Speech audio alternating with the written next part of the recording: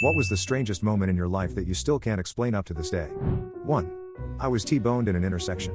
Not a very serious accident, mostly just shaken up. I was out of state at college at the time. Minutes after the accident, my cell phone rang and it was my dad. He said all of a sudden he was consumed with an overwhelming urge to call me, and was everything okay? I told him I was in an accident. He has passed away since, but he and I always had a very strong connection. I wish he would call me now, but then I guess it would be the strangest moment. 2. This one time when I was little, my dad woke me up at like 2 a.m. and he said, "Get ready, we're going to McDonald's." I was so effing confused and kept asking why, but he wouldn't answer anything besides, because, or to have fun. The rest of my family, 2 brothers, sister, and mom, didn't come with, and they were still asleep when we left. The place was closed, and we just kinda sat there for an hour or so eating, then went back home.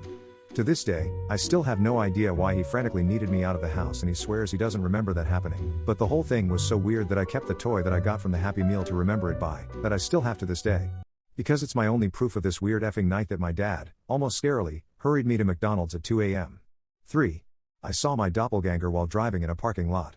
We passed each other going super slow, and made eye contact. We both started laughing, and then continued on. My wife was sitting in the passenger seat, and saw him as well. It was super weird, and really fun for whatever reason. We still talk about it 10 years later.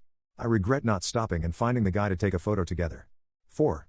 After I totaled my car, a man with burn scars all over his face and hands came to my window. He asked if I was okay and then came and sat in the passenger seat. He said, "I need you to know that everything happens for a reason." I said, "I know."